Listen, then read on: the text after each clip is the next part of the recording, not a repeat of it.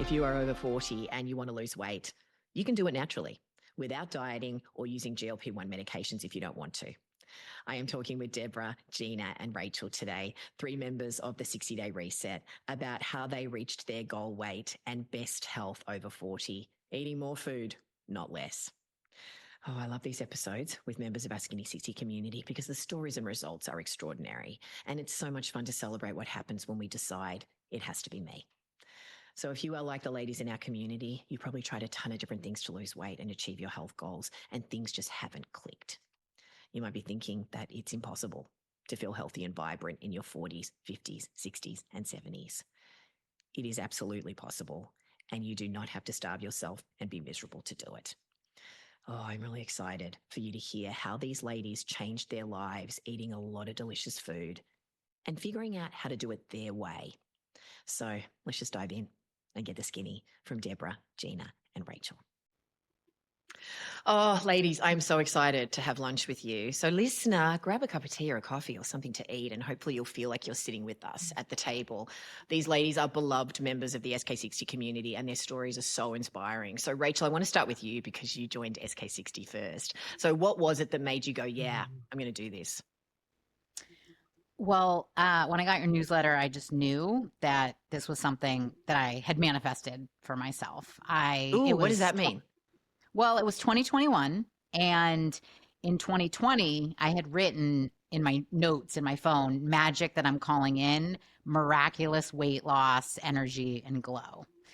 And yeah, Right. so I just, in that moment, set the intention, like, okay, universe, whatever's meant for me, send it my way. And it took a little while, but eventually your newsletter reached me. And I knew immediately that that was the answer to my prayer.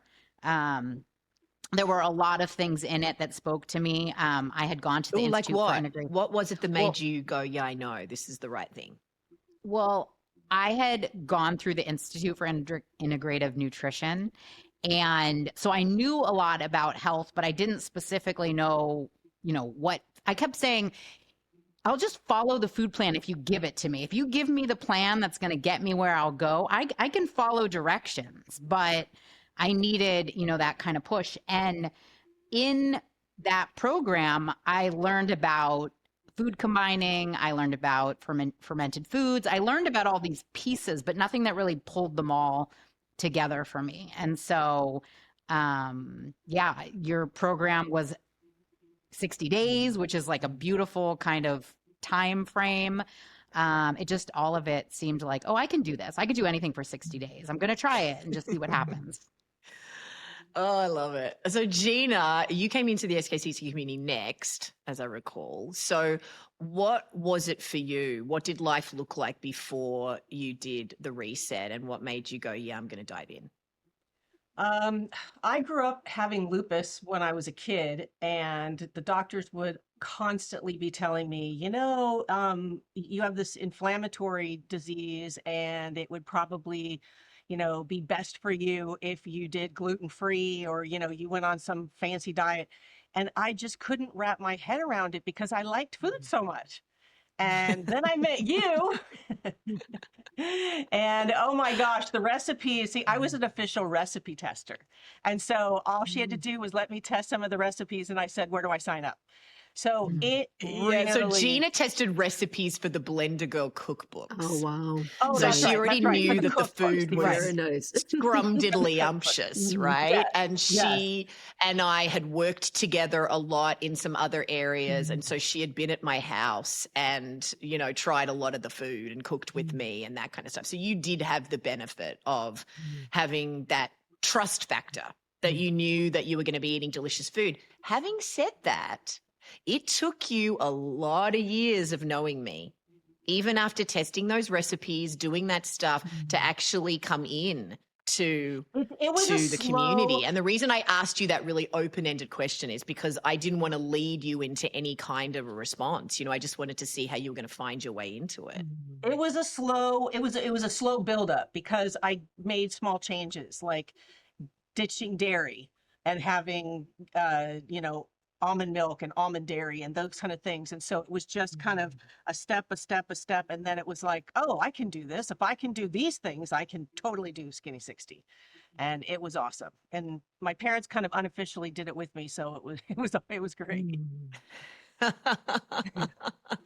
But you love burgers and fries and cakes and all the yummy things we all love, let's be clear. And so what was it that got you over that hump, so to speak, of going, oh, it's time? Oh, I know I was at a party and I saw pictures of me at my absolute heaviest and I cried. And I said, I've got to do something. This is not good. And so that was when I made the change. Yeah, I remember that phone call. I do. I'm I ready. cried. It was the I'm ready phone call. Yeah. Those phone calls are great ones to make because when you decide, and then there's no turning back. It's great. So what was the it has to be me moment for you, Deborah, to take the plunge and join our community? So I had been told by my doctor about 18 months before I received your email that I needed to lose weight before they would approve my surgery. And I had hiatal hernia surgery. And I had been trying and trying without success. And I too, like Rachel, had manifested it. I had just been at home visiting my childhood friends, and we were talking about being over 60 and menopause and the body you get and the challenge of losing weight when you're an older woman. And literally I arrived home and I had been following your Blender Girl for years, and you popped up in my email for the menopause for women free webinar. Yeah. And I listened to it and I went, oh, hormones, yes. Like Rachel, 60 days, I could do it. I knew mine was a gut health combination. And it was what I did to lose the weight, to get the approved for the surgery. It made the difference. Well, we all know that idea that you cannot lose weight and feel fabulous in your body over 40 is a myth. Thankfully, you all know that, you feel it, you've experienced it. Deborah, you talked about trying a bunch of different things and they didn't work. What had you tried before? I've been a vegan for over 35 years. Yeah.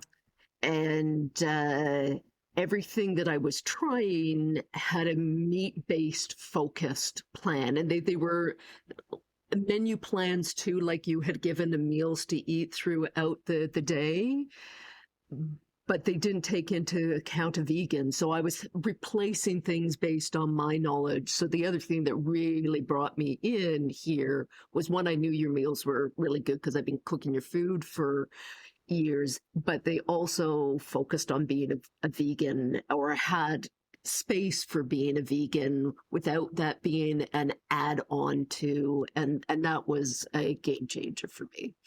Yeah.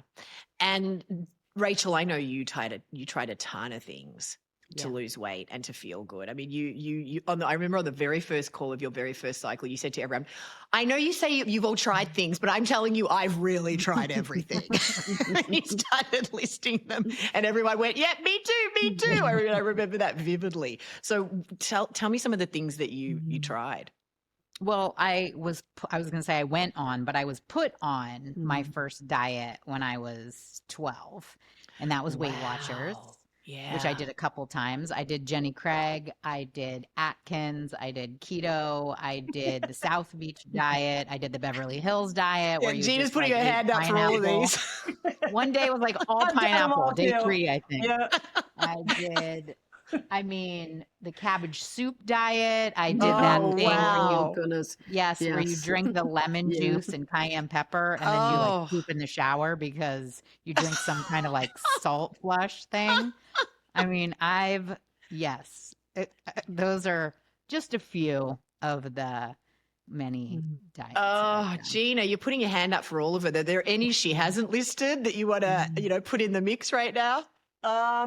Yeah, do you remember the show Extreme Makeover? Yeah. So there was the guy on there, Michael something or other. So he had a program in LA and I signed up for his program. And that was a lot of money. And of course, it didn't work because I couldn't get my mind into the program. And I'll never forget him. He took one look at me and said, "Oh, you like dairy." And I was like, okay, not really sure what that means, but okay. So, yeah. Wow. So because you'd all tried so many different things and they hadn't worked, you were feeling disappointed, which is so many women, particularly women over 40. And you get to this place, and, we hear this all the time in the community, don't we? People going, "Oh my God, I can't believe that something finally worked. I just thought I was never going to be able to make this happen. I didn't believe it was possible." So that leads us to feel pretty dejected and jaded and kind of like, "Oh, what's the point? I may as well just eat donuts." We hear that all the time, don't we? And we all put our hands up going, yep, been there, can relate to that. So what was it, Deborah, that after trying all these different things make you go, you alluded to it before after you watched the webinar, some things really made sense, but what was it in you that went, yeah, you know what? I'm willing to take another chance on this particular approach? Couple of things. One, the community. And so that just having connection, because I was doing it on my own. Another was structure. I love the structure. The recipes. Yeah, because you already knew that the food was going to be great. It was going to be great. And just the lemon juice in the morning, the sauerkraut. So just trying new things I knew that were really going to target the gut. Because I was having surgery around my gut, I knew there was a link there. And that emphasis on it intrigued me. That was my, okay, I'm curious here. I know that's related to hormones. That gut mind health component was strong, and curiosity was. Oh, I love staying with curiosity and being open to all possibilities. It's a beautiful way to be, and you all do that so beautifully. Rachel, you talked about manifesting it. You talked about how you were looking for it, you wanted it, but there are lots of different ways you could have gotten it. Right. Yeah. And I'm sure you got 100 other newsletters that week.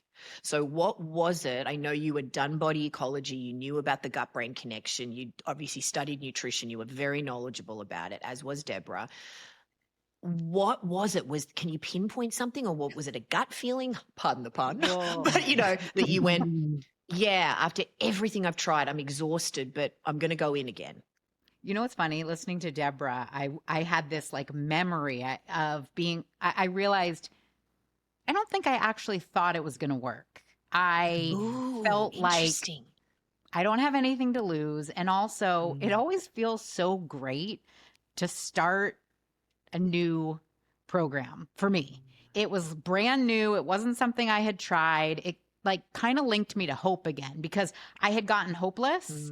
And so you can just kind of marinate in your hopelessness, or you can try something new. And I think I was probably 1 foot in, 1 foot out until I did that first cycle and saw results. And I was like, oh, I'm both feet in, I need more feet to put in, because I was sold. But the skeptic in me was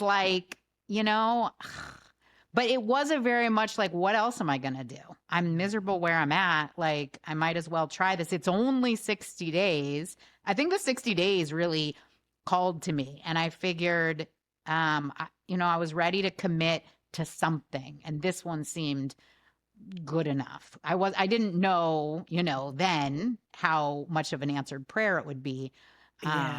But in that moment, it was more just skepticism and ready to commit. Yeah, and what have I got to lose? I'm really fascinated by Deborah and you, Rachel, talking about how you viewed 60 days as not a long time. Oh, I can do anything for 60 days. We often hear, 60 days. I don't know, right? And we all know it goes so fast. And at the end, everyone's like, oh no, it's over. It's gone so quickly. I wanted to keep going, Gina, I'm curious about your perspective about that because, obviously the pain was bad enough for you. You talked about crying when you saw yourself. You'd been in and out of hospitals your entire life, hundreds of times, gone through a lot of pain, a lot of medication. There was a lot going on with your health that you wanted to be better. And yet you didn't want to give up those burgers, I and the didn't. fries and all the comfort foods that, were really, you thought, helping your heart sing. So beyond that's it. the Comfort. The Okay. comfort. Yeah. So food. tell me about that for you in terms of what was the feeling of kind of going, you know what I mean? That got you over the hump where your heart went, okay, I'm in. All I remember is you encouraging me and telling me it's going to be okay and you can do this. And I really believed it. For the first time, I believed it was going to work. And I loved the community, like Deborah said, and I loved that we could say, hey, did you know that you could go to TJ Maxx and get the Lakanto and, just being able to, to share all the tips and all that stuff. And, I Yeah. love the community. And I just, it made me feel like I was a part of something. Like when I was doing the other programs, I felt like I was by myself. Did you feel like that, Rachel? You were always by yourself, even though Weight Watchers was kind of, you went to a class or, a meeting. I didn't feel like I was doing it with a community. I just felt like we were all a bunch of individuals in the room. And, we were all having our own thing versus Skinny 60 was a community and we were all like cheering each other on and, don't give up. And so, yeah. Yeah, the power of community, particularly when you feel like you're in the right community for you at the right time.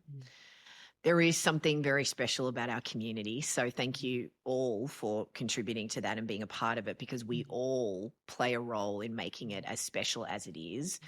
So, Deborah, what was it for you that really nourished you about this particular community?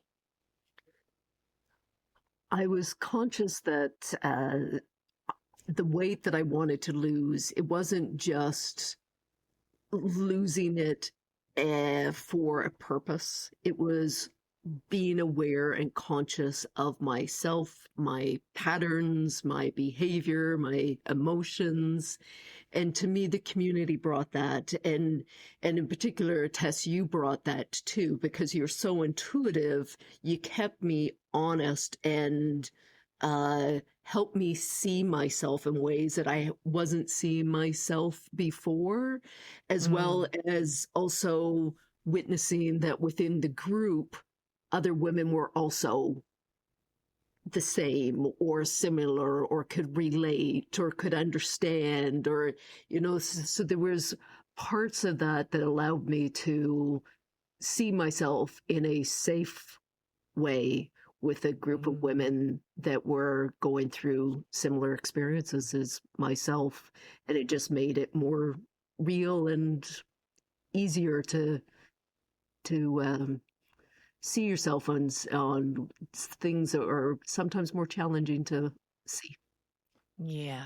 Yeah. And I remember many of our office hour sessions where you were incredibly honest and vulnerable, and your sharing helped so many other people, whether they were on the call live or I got emails after the call from people that listened to the recording. How many times have we all been on office hours or some of those calls where somebody shares and then you just get all these comments in the chat going, I feel like you're talking to me. I feel like you're describing my life. I feel like, oh, that happened to me. Oh my God, thank you so much for sharing that. That's given me permission to say it out loud as well. I also want to say to you, Deborah, that because you are a coach and you shepherd this journey for others with trauma and mindfulness, it is always incredibly inspiring for me when I see coaches being coachable. And so I want to thank you for receiving my coaching or my insights or my offers with the love and intention that it was put out there with, and for receiving it, taking it on board, integrating it. Because I think that's a real skill. And often we don't do that, so it was extraordinary to be a part of that interaction. So thank you. Likewise, Rachel, you are also a coach. You are a health coach. You're a life coach. What was it like for you to be coached? What enriched you about the coaching and the community? Oh, I mean, part of being a good coach to me is being coached. I always Yeah, have at Mhm. I least agree one, completely. if not Absolutely. multiple mentors in like Yes. all areas. Yeah. So that was actually when I was listening to Gina talk, that was, I think, one of the selling points too. I mean, it was just kind of like, oh, for all this, I'm being set up for my best success. You know, I'm not doing it alone. I have this support. I can ask questions. I can have someone point out, you know, what I'm doing or what I'm not looking at, and hopefully be open to hearing it and, you know, responding accordingly. And so, And um, you were Rachel, Mm. week you. after week, month Thank you. after month. Yeah. I You mean, really I wouldn't were. do it without it. Yeah. It And was, again, like Deborah, you were so receptive, so open, so present, and your shares and your responses and the way that you received it, you know, both of you gave a masterclass in that for other members, as other members do for us all the time. We're yeah. all learning and holding space with each other all the time. Was there anything that surprised you, Rachel? You thought you were coming in for a certain kind of coaching. Was there something that was sort of a pleasant detour for you? Yeah, I mean, I know personally a ton of health coaches, and I have also signed up for different health coaching programs that are very food centered. I went through obviously the Institute for but there was so much with you and your coaching about like boundaries and self-love and, you know, these other areas of growth that are even more important arguably than, you know, the food, the foundation. I wasn't expecting that. Yeah. Oh, and isn't it lovely when we get surprised and it just Yeah. takes us down somewhere we never thought Humbling. was going to happen or possible, and it ends up being better than we could have ever possibly imagined. It's always just so yummy. Gina, what nourished you about the community beyond I can go and buy this here and that there, and we all had you know, you did speak about it before, but is there anything else for you where something surprised you, you know, about how your relationship with food intersected with your relationship with other things? Yeah. First off, I was going to say the community and how encouraging it was. I thought that what I was surprised at how much even more encouraging it was than I even expected, and for just everybody to be cheering everybody on. And I just felt like we were all on this, you know, trek up the Himalayas, and we were all cheering each other on, and you know, and it was just so awesome. But the food and mind thing, it definitely, I mean, somebody would tell a story, and it's so funny because you couldn't even, it was like, you know, they were saying it right as it was coming off, you know, the tip of your tongue.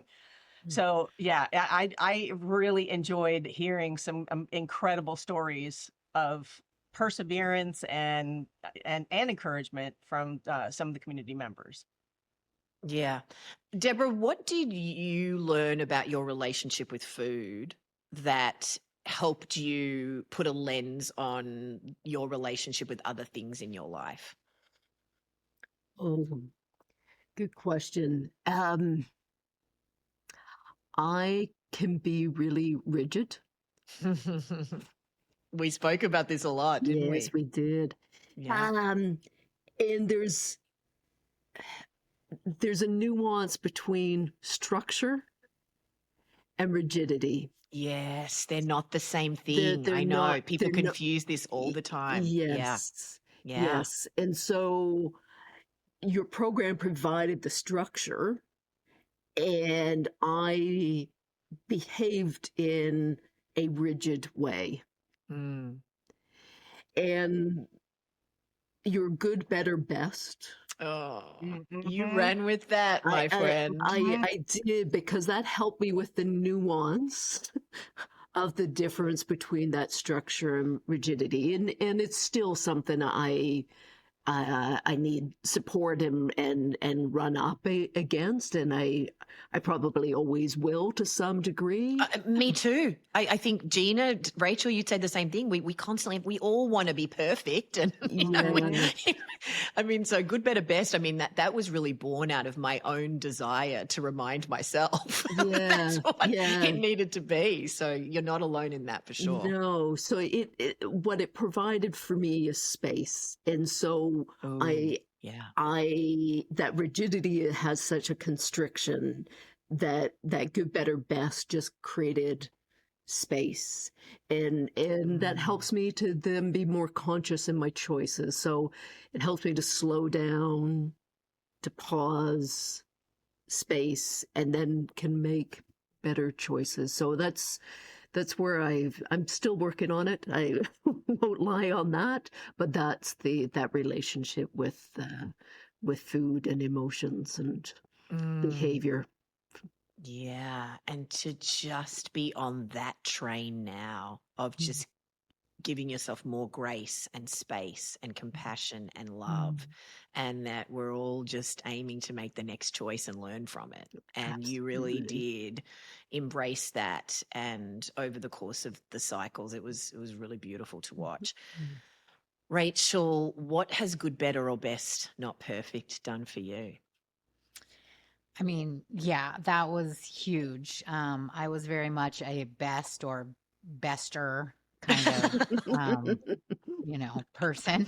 So it gave me permission and peace around not having my food be perfect.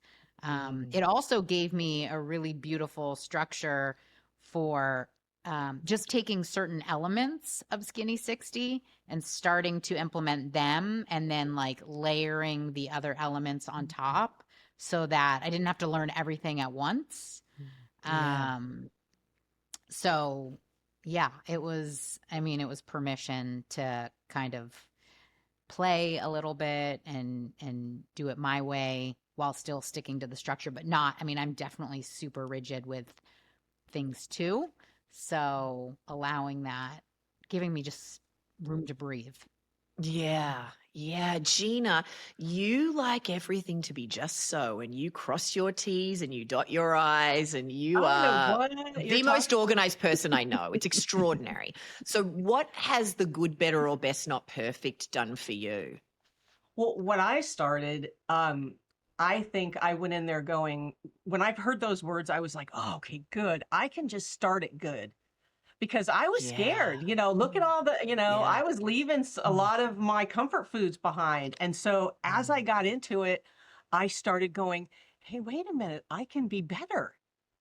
And then I can be best. And it was permission for me to be better instead of permission for me to slack. And so that was a big change for me. And that was definitely mind blowing for me, I think. Just the ability to just go, I can be okay with this. Yeah. Okay. So you've used the word permission. Rachel's used the word permission. Deborah, I know you've used that word to me before as well. And pardon me if you did use it in this conversation today as well. But yeah, not today, but I know you've used it in the past. Permission. So what is it for all of you? What gives you permission or doesn't give you permission? Because I think that this is a block for a lot of us in making the choices we want to make, making things sustainable. Deborah, who gives you permission? Where does that come from for you? And how has your relationship with permission changed? I know we're all laughing, aren't we? Because we all know intellectually that it's us as adult women in a free society, but we get trapped in our heads and our hearts, don't we? Yep. Yeah, absolutely. And I'm chuckling because even, I'm still learning this one. Right? And I'm becoming more conscious of my shoulds, even just in the last week. Yes. And, I want to say, listening to your podcast of It Has to Be Me, there's I'm becoming more conscious of that has to be me. When it comes from there, it's coming from me. Mm. And there's a nuance of that should, and then it's not coming from me. It's coming from societal norms, a friend's opinion, a parental, cultural norm within my family. I mean, there's so many layers that then drive that. And when I'm coming from those shoulds, and that's what's driving it, I don't have complete success. I don't have success in the way that resonates with my heart. But when it's me who's coming in, if it has to be me, and I'm doing it for me because it's right for that, that's a different voice. And I hope I can hear that a little more in my life, and there's more space for that. But I've seen you do it, so I know that yes. you're doing it. Oh, and I can. Yeah. There's really listening. There's a different tone in my voice or in me when I do come from that place. And it's from there that I hope I can hear or respond from more, because that there's a trueness or an authenticity that's coming from that place when I respond from there. And I bet that voice is gentle and kind. Absolutely. There's a peace, there's compassion. Yeah, absolutely. That those qualities of love that are present. Yeah. Rachel, how has the way that you speak to yourself changed and your relationship with permission changed? Because you were being really hard on yourself. I was just going to say, everyone always tells me I'm really hard on myself. Yeah. I mean, that is, and now raising my 16-year-old and seeing how hard he is on himself, I'm like, oh, yeah. Yeah, looking into that mirrors some truth serum, isn't it? I know. And then I try to tell him all the things and he doesn't listen either. So I understand. But yeah, it's crazy because I thought like, I'm not being hard on myself. This is just how it has to be. And as I was listening to Deborah, I thought like the permission has become like an assurance that it's going to be okay. Ooh, yeah. And at first I didn't care who it came from. Just assure me that it's going to be okay. Permission could come from all over. But now I can give it to myself. And I often do. Yeah, you do. Give it to myself. And it feels so much better, that way. Because then I don't have to wait for someone to come along. I can just say, yeah, it's going to be okay. And try something new. And, it's not life or death. I can relax. I don't have to be so rigid. So I don't have to be so hard on myself, Yeah. How about you, Gina?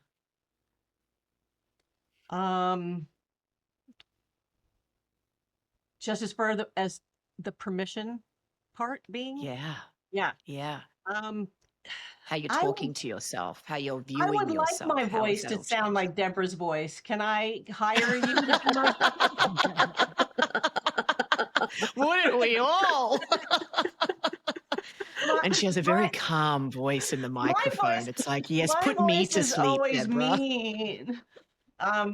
It's very critical. I grew up in a critical, childhood, and it's just carried over. And it's funny how, it just seems so long ago, but it's still so just real. And I would love to be able to have that calm, peaceful voice say everything's going to be okay. And I do hear that, and I have my faith, and that definitely helps me. But I'm talking about me talking to me and how I should be kinder to myself. I'm kinder to others than I am to myself. And that's something I really have to work on. So. And I appreciate your honesty about that, because you are certainly not alone. There's that old adage that your inner voice is an asshole. She's a bitch and she's going to take you to some dark places, right? So you're certainly not, this comes up in office hours, doesn't it? All the time. That's where we're all nodding our heads as you're speaking. You are certainly not the only person. I mean, I'm listening to you going, oh, I'm so much harder on myself than I am on everybody else, and so we've all spoken about this. One of the things that, we all talk about is, can you speak to yourself the way that you would speak to the person that you love the most? you know, somebody else, whether it's your child, your parent, your friend, your partner, etc. And would you speak to yourself that way? You wouldn't. You know, so Never. what I'm hearing as all of you are speaking is that we're just committed to the practice of knowing ourselves better and wanting to be better. We don't do it better or best all the time. And sometimes we don't even feel like we're in the good of the good, better or best, not perfect. But we still return to the practice of I want to be better, I want to do it better, but we don't, we are in that nuanced place. Deborah, you've used that word several times now, and you know, I love that word too. That we do give ourselves the space and the grace to make all the choices, whatever they look like, and that we're just committed to learning from them, that we're not always going to eat the salad over the donut. We're not always going to say no to the second piece of cake. We're going to eat it and we're going to love it and we're going to make a happy memory and then we're going to make another choice. That's it, period. We don't feel any guilt or shame about food. And that's what I love, you know, the most about our community. From all of the things that you've learned, Gina, what are some of the really key takeaways for you, the things that you learned while you were on the 60-day reset that you take forward in your life now?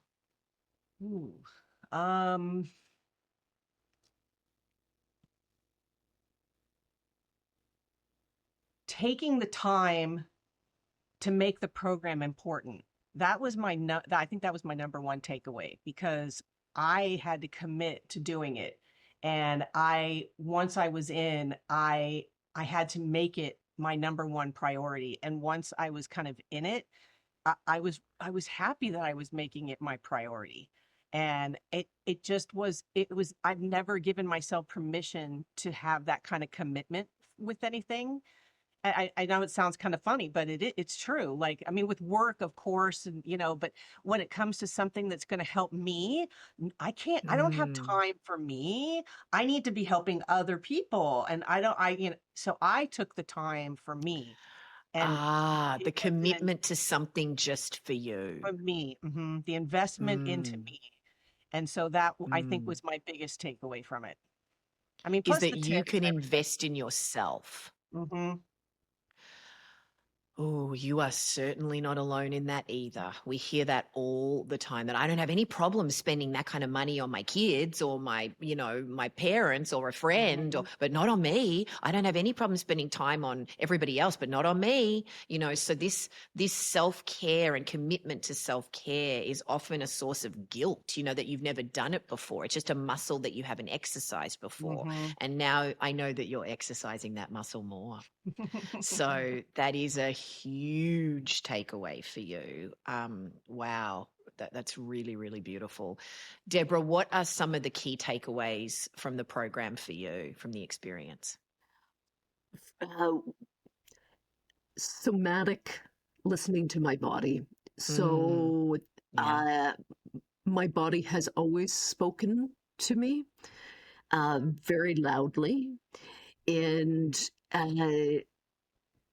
being present for it and listening to it now, it doesn't have to speak as loudly in order to get my attention. And there's ways that it communicates to me that, you know, bloating, for example, that happens when there's some inflammation, and so that's a good thing. But that also says there's something that I then need to eat, and is it more sauerkraut in an effort to help and support myself? And so it's just being more present with what is and listening that has really supported me. And you've given me the tools with a lifetime that I could go back to and educate myself with curiosity, to help with that listening at times when I might not know the answers, but I know I have access to finding the answers. Oh, I love that. This practice of listening to our bodies. Rachel, what are your key takeaways? Well, I was going to say something different, but I'm glad I went after Deborah, because she was saying listening to her body, but I was thinking listening to my heart, because I Yeah. knew that I could lose weight. I mean, I was 45 when I found the program Yeah. 4 years ago. And so for people that were constantly saying, oh, it's hard to lose weight over 40 or like in perimenopause or you can't, I mean, it was so easy to lose weight for me using this program and transform my body. And I have people now that like, on Facebook or whatever, or I went and had a colonic the other day and the lady's like, and people have on Facebook too, they're like, you look younger and younger every time I see you. And I feel like the power to be able to just say, I'm not gonna listen to all these negative, belief systems. Yeah. I'm gonna take my own because now I've proven to myself, see, I knew I could manifest, miraculous weight loss. I knew I could have that. I didn't know how, but I believed that it was possible for me. Sort of. Well, so you did. I mean, I wanted love it. this. I wanted it, Yeah, I and so love this now I have trusting I can. proof Yeah. that like I don't have to listen to all that negative. Just like people that say, you can't. I mean, I got pregnant naturally almost at 40. All Yeah. these things where people say you can't do these things. It's like, yes, I can. Yes, I can. Oh, I've got this thing where my stomach that never grumbles, always pretty emotionally, is like going bananas. My gut is actually having a physiological reaction to what you're all saying. Yes, let's stir it up. This is so incredible. I mean, it's just listening to your heart, your mind, your spirit, your body. Yes, I can. It has to be me. I'm going to make this happen. I can make it happen. Rachel, I want to ask you, what were some of the tangible things that you learned that you implement in your life now? Some of the strategies, the tools that you got in the program that you're still using in your life now?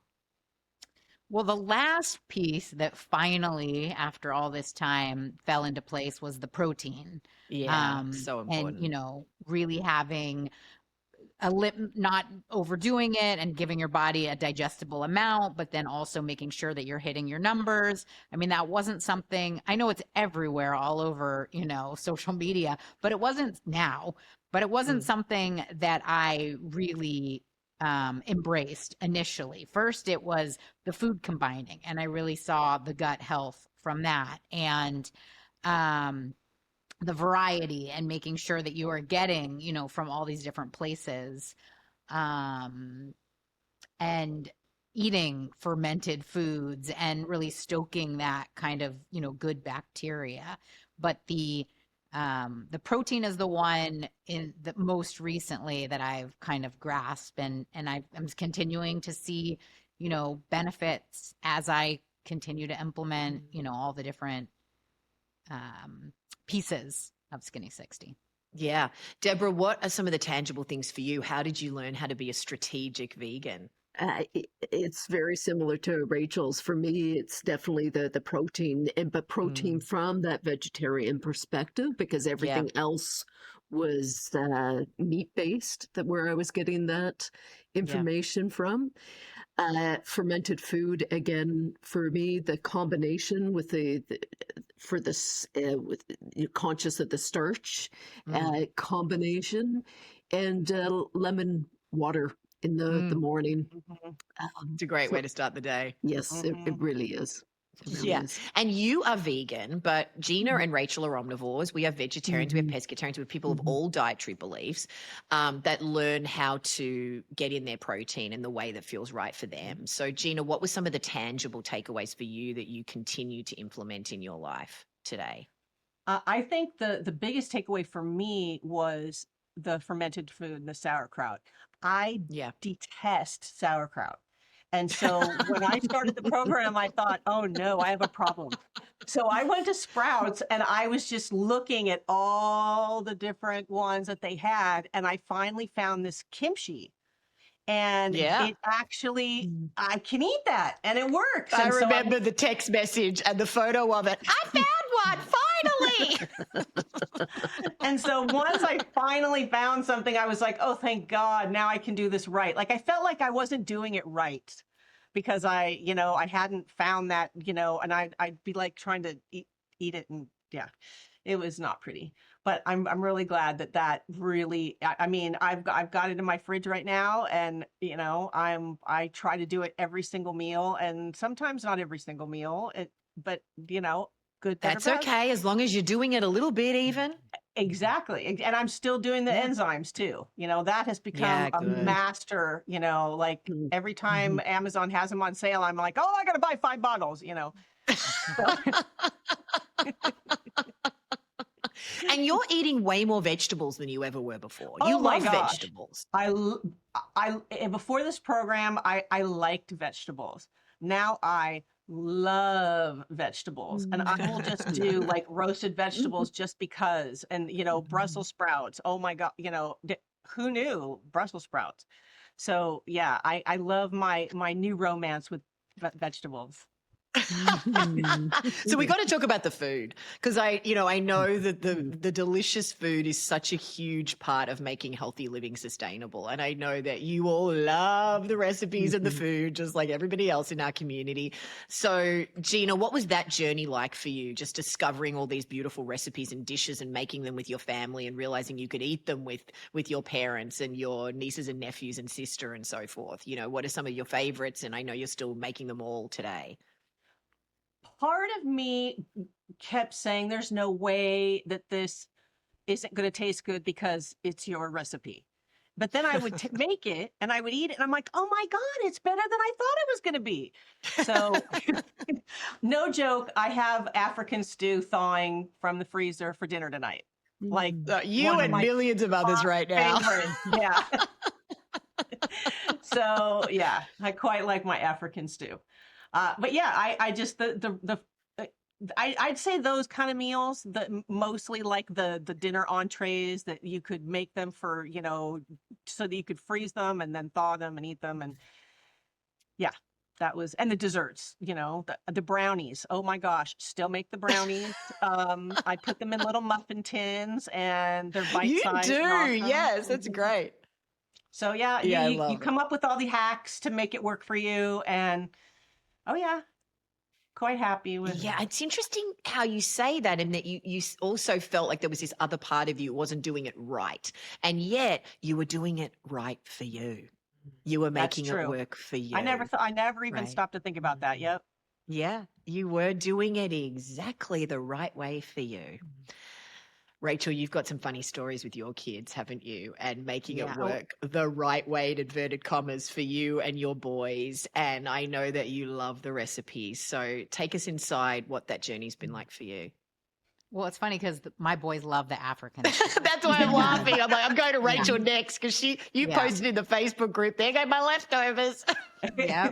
I was shocked, but you know, I made it for I think he was like 14 at the time, year-old son, and my 6-year-old son. And they both loved it and wanted the leftovers. And, you know, that was a huge win for me.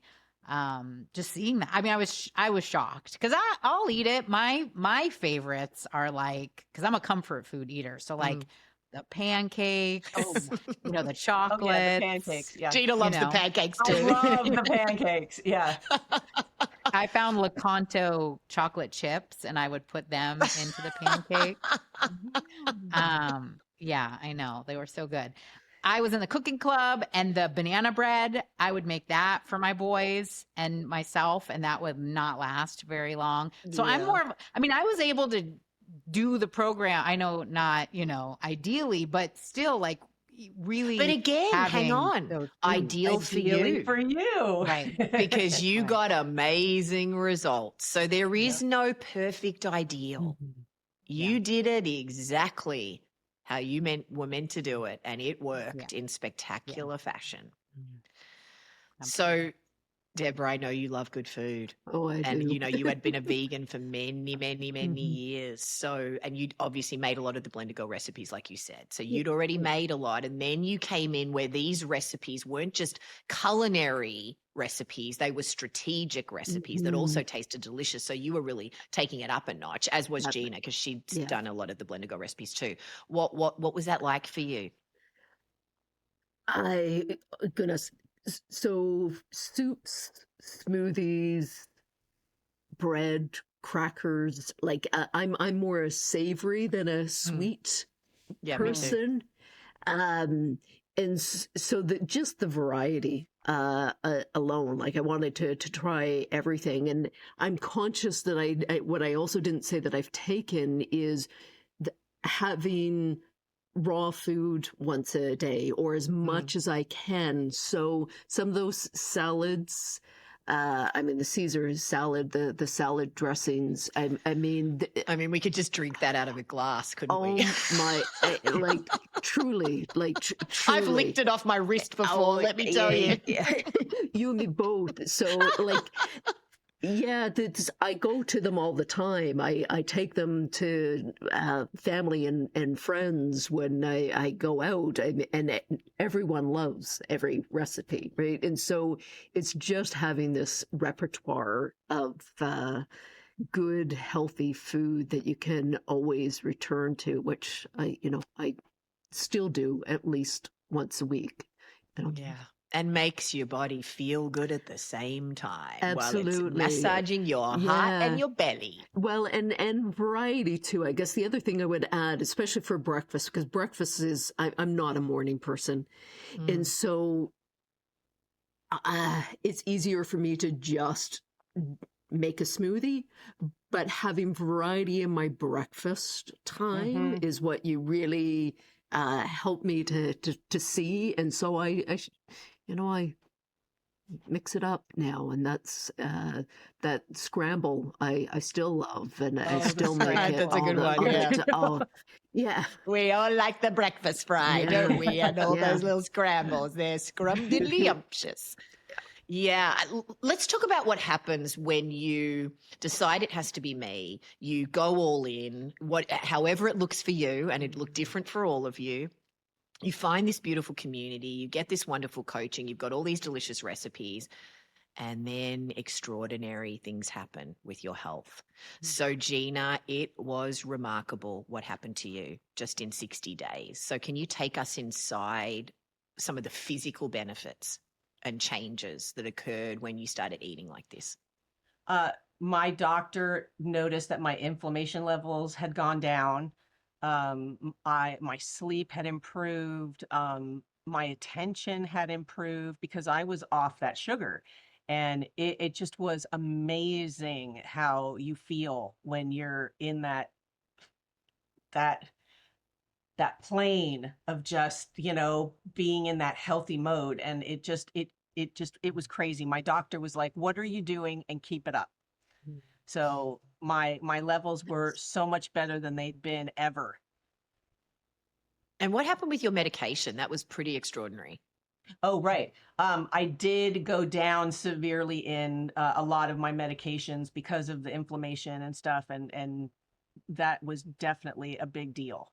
So I'm really happy about that. And then after the program, didn't have a lupus flare-up. When you came to me and said, "I have not had a lupus flare-up in over 2 years." Yeah, I haven't had a lupus flare-up in, I think, 5 years now. That's the longest I've gone. So unbelievable. Nice. Yeah. That's beautiful. It's so, not unbelievable, but that's not the right word. Just extraordinary. And how much weight did you lose? Because that was pretty mind-blowing too. I lost 38 pounds, but over the course of a bunch of cycles. So I think I lost like 12 the first cycle.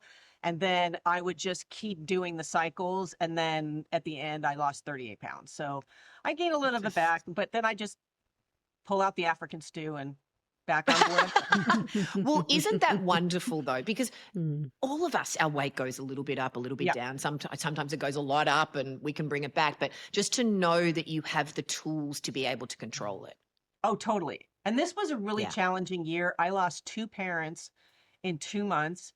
And I moved to a totally different state last year, and it's been a really tough year. And so, the weight is up a little bit, but I know that I can just pull the Skinny 60 book out and go, okay, time to get to work. Yeah, and you have been doing that. And and you just be gentle with yourself and just make the next better choice. Rachel, what happened to you was also extraordinary.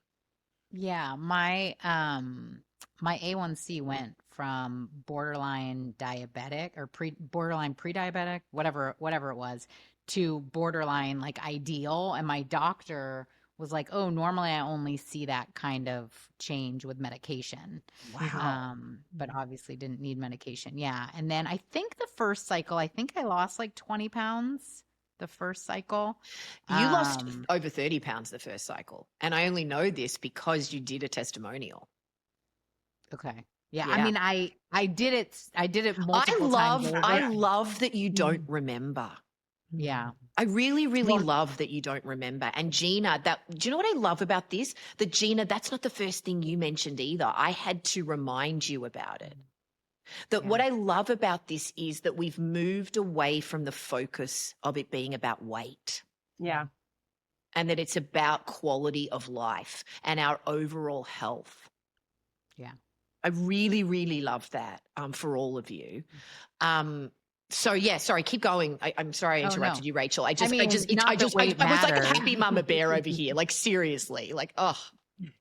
Not that weight matters, but I was going to say I'm like down 55 pounds now. So, that's awesome. Good for you. Yeah. So that incredible. Just, really good. Just incredible. And to be able what to else just happened? Have like, definitely my inflammation went down to like I look down and I don't see my stomach puffed out covering my feet. I can actually see my feet, which is like a really nice thing. And what other things happened?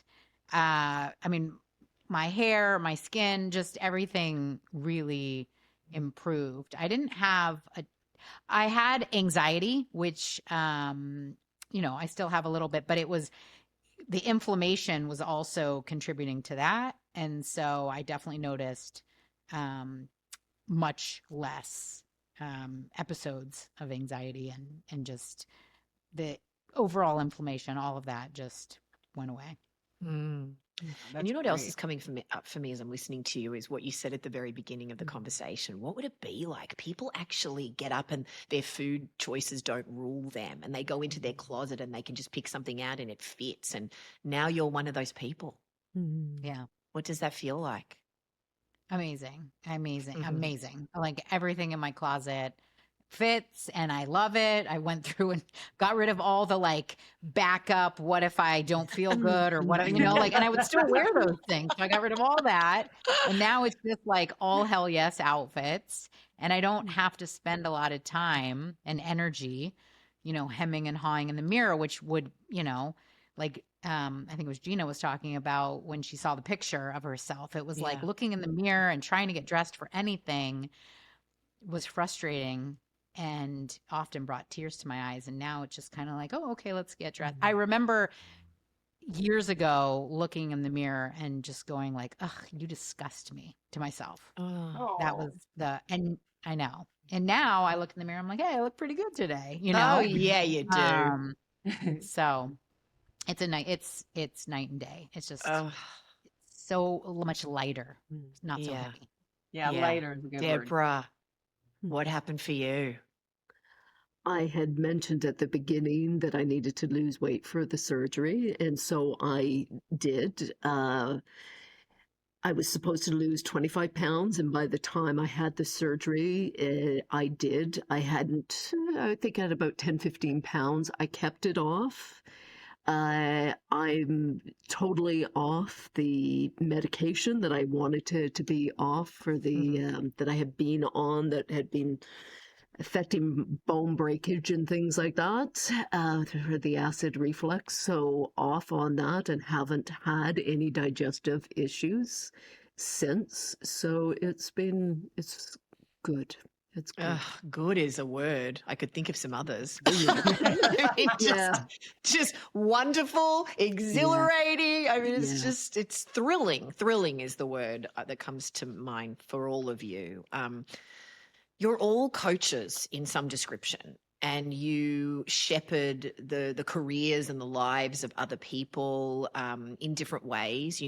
Rachel, you're a life coach, a health coach. Deborah, you counsel people with trauma, with mental health and so forth. Gina, you manage people's businesses, and their lives and their websites, and you're just constantly putting out fires, managing huge events around the world and things like that. How has feeling more empowered and feeling better about yourself and the good, better, best and feeling in control of your health, how does that now inform how you show up as you're being a role model for others? What does it feel like to get up and speak at events? You all speak as well, you know, on panels and things. What does that feel like to, as you put it, Rachel, not be disgusted anymore or not be worried and just go, yeah, I kind of got some shit figured out here, people. I got some stuff to say, you know. What does that feel like now, Rachel?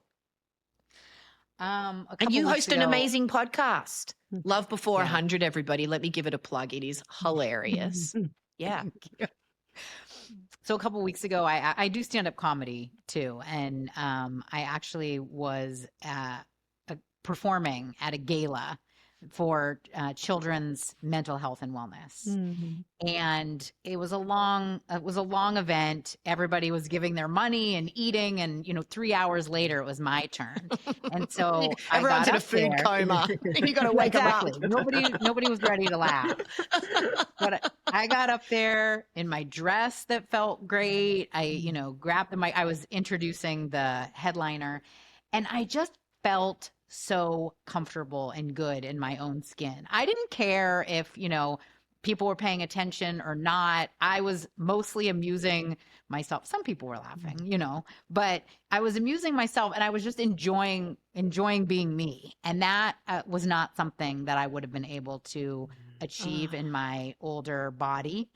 And so, yeah, it's like, hey, I have something to say. I have some of my jokes are about medicine and things like that. And it was just it felt really great to be up there. And I feel like most of the coaching that I do these days, because I've gone back to lawyering a little bit for the work side of things, is to my 2 children, who are the most important people to coach. Yes. And so, like being able to impart a lot of the things that I learned going through Skinny 60, there's nothing more rewarding than being able to share everything that you learned and just how good you feel about yourself with a teenager and a 9-year-old. So and to model that empowerment and grace and self-esteem and self-love for them as well. Yeah, exactly. And how you went after what you wanted, manifested it, decided you could have it, and made it happen. Yeah. And I tell them the same thing. I can do it. You can do it. We can all do, don't let anyone tell you you can't. Yeah. So that's a pretty big lesson for anyone to learn. And your mantra is about reinvention. You just reinvent yourself and decide you can be anything. And it's quite extraordinary. Yeah. Don't put yourself in a little, you don't have to, identify as a large person or a sick person or whatever. You can reinvent yourself into whoever you want to be. Yeah. Deborah, what's it like for you now as a coach and a speaker? I am really, really conscious of the nervous system and showing up in what is ever showing up. And so reading me or reading a client and just knowing, are you in your sympathetic, are you dorsal or ventral? And it goes with good, better, best. There's no right and wrong. It's just, where are you at this moment? And can you be present with what is and what is showing up, because it's got a story to tell in some way, shape, or form, and to just be conscientious of what it is.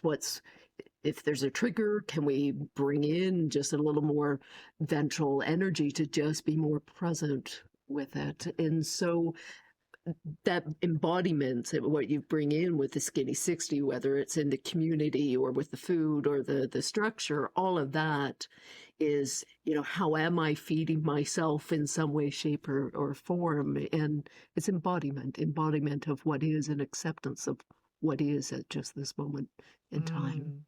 And what's coming up for me as I'm listening to you is what you were saying before about how you learned to listen to your body and trust that even more than you did before. So as you're tuning into somebody else and being really clear about what's yours and what's theirs, I imagine that that plays out quite a bit for you now in a different way. Absolutely, right. And so part of that is, can I hold a container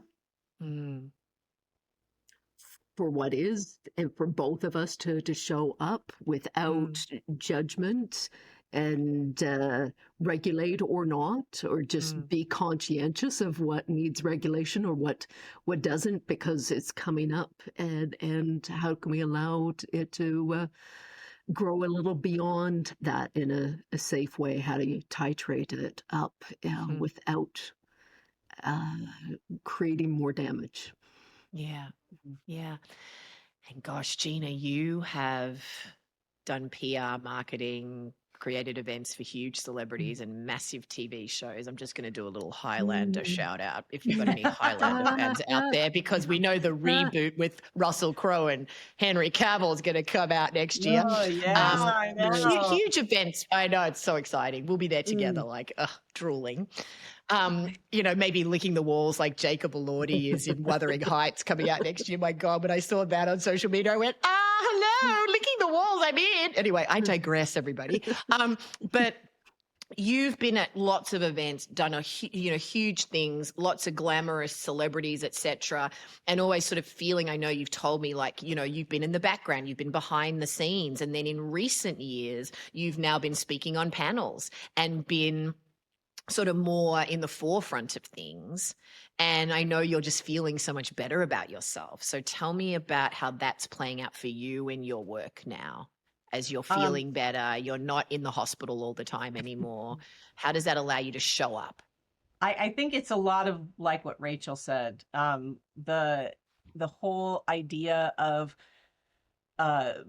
being your better self. I'm still my worst critic.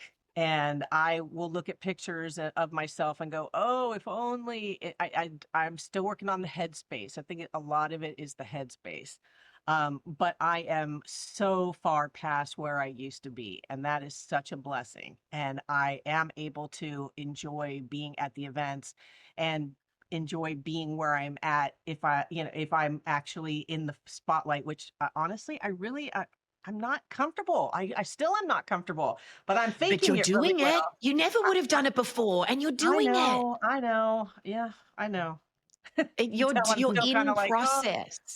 Yeah. You're doing it, and it's spectacular to watch. I mean, I've told you this, that I've spoken at events with thousands of people, and, been in shows, and every night I am nervous and I want to throw up.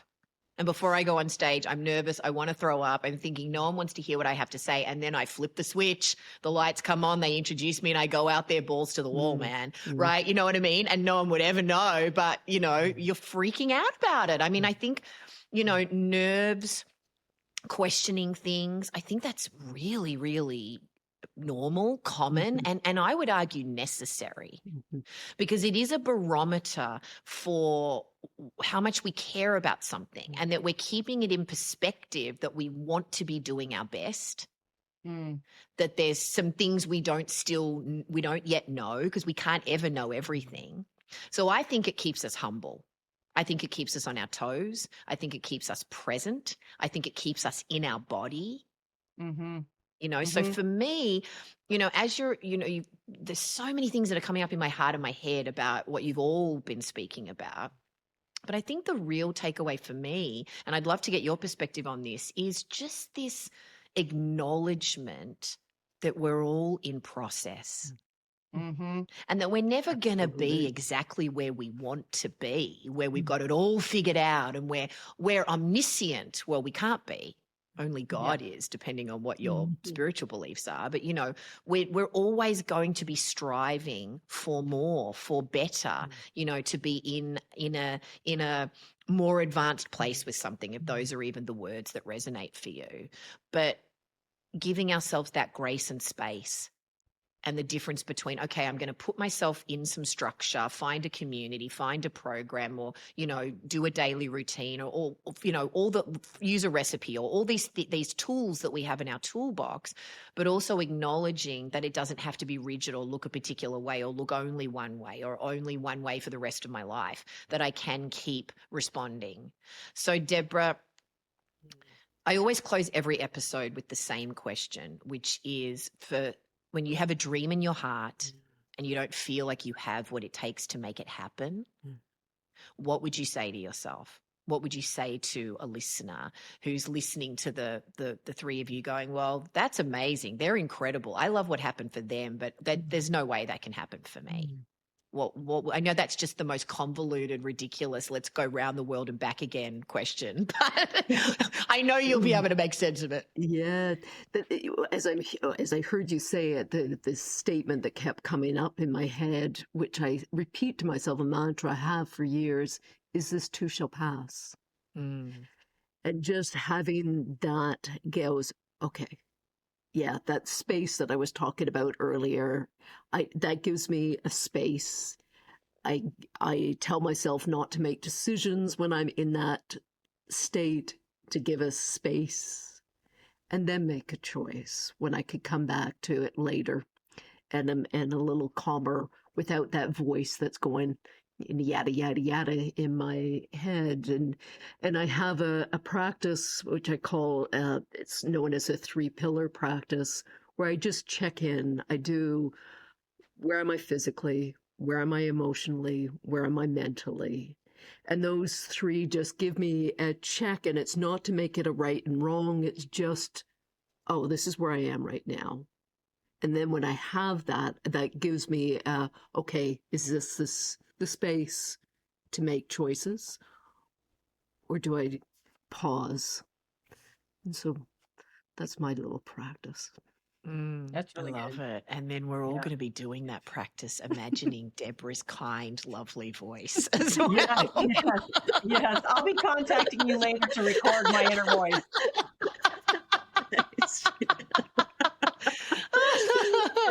Thank you. Gina, what would you say to someone? You say, I can't get healthy. I don't have what it takes, or I can't go after that. I don't know what my It has to be me is. Yeah, let me tell you, I've been there, and I walked through it, and that's really, I've actually had a couple of instances where I've met some people who have been sick, and I have told them, listen, I'm on the other side now. And it's such a great way to be able to, hold somebody and encourage somebody and help them get through that place, is to say, I'm on the other side and I've been through it. And hey, if you need my help, just give me a call. So Oh, it's beautiful. And you said something where you didn't regret doing it. You just regretted not doing it sooner. oh, please. Yes, of course. Yeah. Don't we always do that? I mean, Yeah, always. yeah, I wish I'd done it years before, and who knows what would have been. But then you can't play that game. So you just, No. I love having a posture of gratitude, and I am so grateful that I did discover it, and I'm so grateful that my life changed for the better because of it. Rachel, what would you say? Michael Bernard Beckwith has a saying. He says, ask better questions, And so I would say to ask yourself, how can this work for me? Or what if this did work for me? What would that be like? Open the door to possibility instead of just staying in the hopelessness. I have a mantra. It's not mine, but I use it, and my boys use it, and it's everything's always working out for me. And so, if you have that belief, then it will be successful, or it will lead you to something that you need to be successful. And so I would say just stay in possibility, because everything's always working out for you. Yes. Oh, I love all of that. Oh, thank you, ladies, for this beautiful conversation. I love you. Thank you for you. If it wasn't for you, we Thank wouldn't you be for here. you. Yes. 100%. Yes. Absolutely. Oh, what a beautiful conversation. I really appreciate their courage and transparency in sharing their stories. The power of community, being able to participate in something with other people from around the world and having that support and accountability to help you realize that you're not alone, that there are other people thinking and feeling and experiencing similar things to you. and identifying how your relationship with food is tied to other things in your life. I talk about this a lot on the podcast, particularly in episodes 1 to 4. And I loved hearing how Gina, Deborah, and Rachel were identifying how their behavior patterns, their emotions, their thoughts were affecting their food choices and how they were feeling about those choices. And I loved the conversation around the difference between structure and rigidity, that they're not the same thing, and how Deborah was realizing that she could exist in a more flexible way within a basic structure, and she didn't have to be rigid about it. How they were all embracing the good, better, or best, not perfect philosophy of our community. And permission. Where do we get permission from? Where are we seeking it out? And how our relationship with permission can change. And I love how they're speaking more gently, in a more loving way to themselves. We can have a different relationship with that voice in our head that can be very, very hard and can take us to some really negative places. I really appreciated how Gina was recognizing that that's in process for her, as it is for all of us, myself included. How Rachel and Deborah were also talking about how they can be really hard on themselves. And are we living in the shoulds, or are we living in the I get tos, I want tos? Just being committed to that practice of knowing ourselves better and being in a more nuanced relationship with the exploration, that we can give ourselves the space and grace to make all the different choices. We can choose to eat the salad, or we can choose to eat the donut and have it be anything in between. And we don't judge ourselves. We just are committed to learning from it and then just carrying those lessons with us, not feeling any guilt or shame about our choices. And the value of investing in yourself. It's okay to spend time and money on me. I hear this a lot from women. I don't have any problem spending time and money on my children or on other people, but not on myself. And Gina being really, really honest about the investment in Skinny 60 was something that she had committed to in a way that she never had before, and how great that felt. She was always focusing on other people. It's just a muscle. You know, if you're not used to doing that, it's a muscle that you can choose to exercise. And the more you exercise, the better you get at doing it. Loving and listening to your body in a different way. I really loved hearing how they all were in practice of doing that more now. And the lessons that they learned about nutrition, the practical things, the healthy strategies, learning to eat the appropriate amount of protein for their needs, learning to incorporate fermented foods in a way that worked for them, learning about enzymes and raw foods, and Deborah talking about being a more strategic vegan at this point in her life, and how they were all learning that you can lose weight eating more food, not less, and that it can be delicious, that you can eat healthy foods that your family and friends are excited about. I loved hearing those stories from Gina sharing it with her parents, Rachel sharing it with her 2 sons, Deborah taking the recipes to potlucks and what all their favorites are and how they're still making it. I loved that the focus has moved away from it just being about weight, that feeling great about yourself is about so many other markers, and how they were exploring that. They all came in to lose weight, but then realized their digestion was off. They wanted to sleep better, have more energy, feel better about themselves, make all these connections that we were talking about, and calming the food noise. And Rachel talking about how she wasn't thinking about what she was going to eat anymore, and she was going into her closet and all the clothes fit and all the time she was getting back because she wasn't thinking about that stuff anymore. And how Gina had been in and out of hospitals, and now she was feeling better than she'd ever felt before and hadn't had a lupus flare up in, over 5 years. And Deborah being able to do that surgery that she wouldn't have qualified for. So just the quality of life improving, and how they were making the program work their way. So Rachel was figuring it out with her 2 boys. Gina was figuring out what worked for her, and Deborah was figuring it out for herself as well. And how feeling better empowered themselves in the other parts of their life, and they were able to show up in better ways. So Rachel as a life and health coach, as a podcast host, doing her stand-up comedy, feeling more confident. Deborah being able to hold space for others in a different way who are going through trauma and health issues. Gina as a business manager, speaking on panels and so forth. And the joy that they were getting by leading by example. And the acknowledgement that we're all in process. I really appreciated that, because we always find ourselves somewhere in the middle of the story, and realizing that the journey doesn't end. We're going to keep wanting to be better, and we're going to keep working on things, particularly when Gina was talking about how it's a process of her learning to not be so hard on herself, and that we're just taking it step by step. How do you eat the whale? One bite at a time. I love Deborah's 3-pillar practice, just checking in with yourself when you're making choices, taking a pause to see if something's right. How do I feel physically, emotionally, mentally? And that conversation about fear and regret. So Gina was afraid of doing the program because she didn't want to give up her comfort foods. And then when she realized it could be delicious and she could really do it, now all she regrets is that she didn't do it sooner. And Rachel also, being skeptical because she tried a lot of different things before and then just going, well, what have I got to lose at this point? I loved what Rachel was saying about opening the door to possibility instead of staying in the hopelessness that everything's is going to work out for me.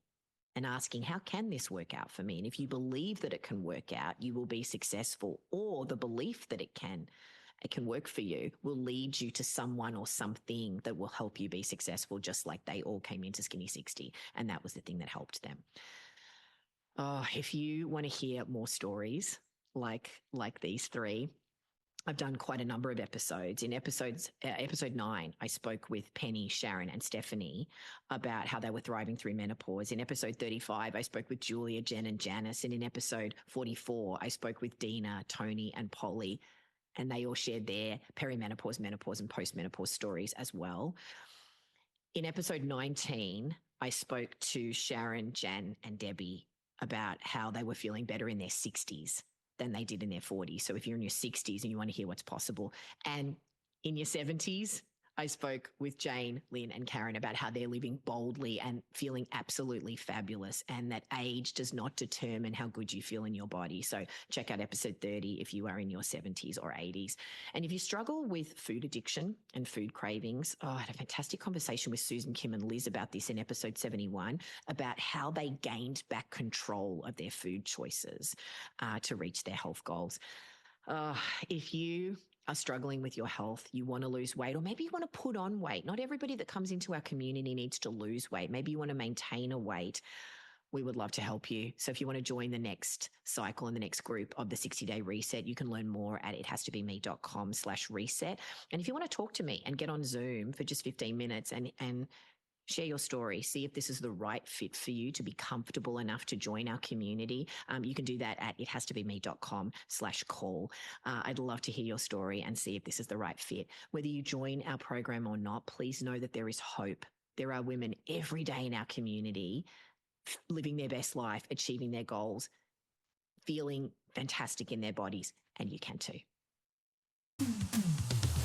I want to hear about your It Has to Be Me story. So head on over to ithastobeme.com/stories to share it in our free community.